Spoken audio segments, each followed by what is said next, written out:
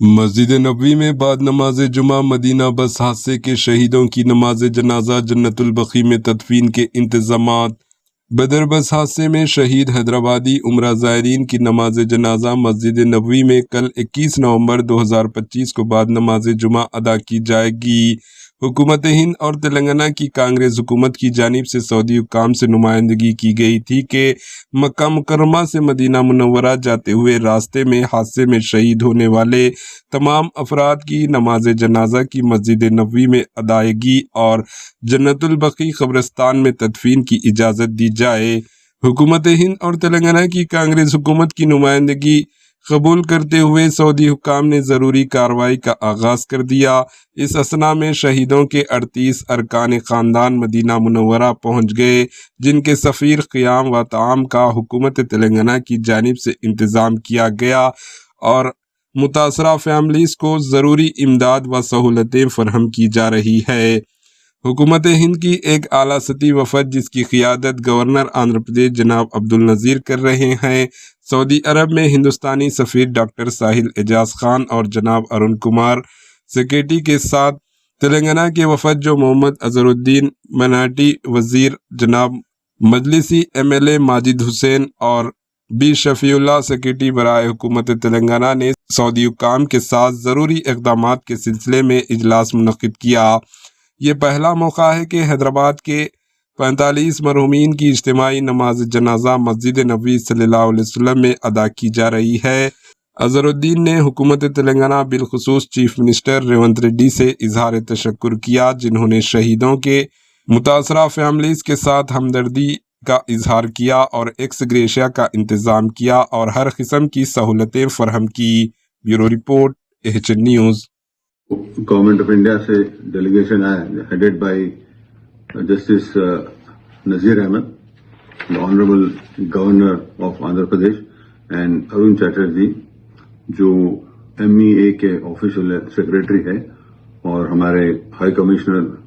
سید doctor Ejaz sahib. آج صبح ہماری میٹنگیں ہمارے ساتھ سیکریٹری صاحب بھی تھے اور ہمارے MLA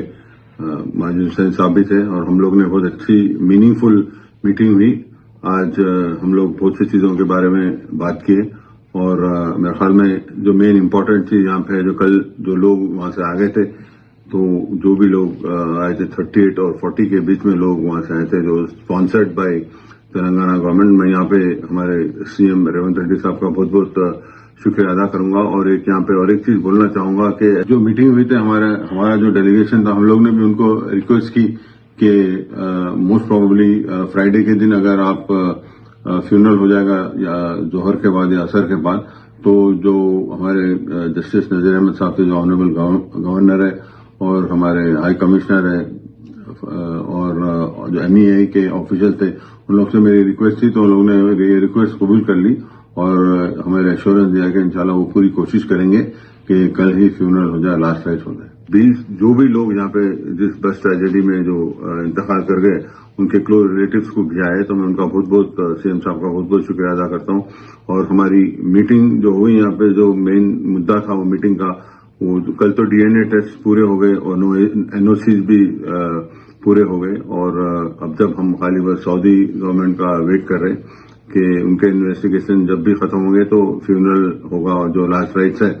اور زیادہ تر ہم پوری کوشش کر رہے ہیں کہ یہاں پہ ہم فرائیڈے کے دن، فرائیڈے مینس کل کے دن اگر تدفین ہو جائے گی تو بہت اچھا ہو جاتا۔ یہ بہت ہمارا مین مدعا تھا،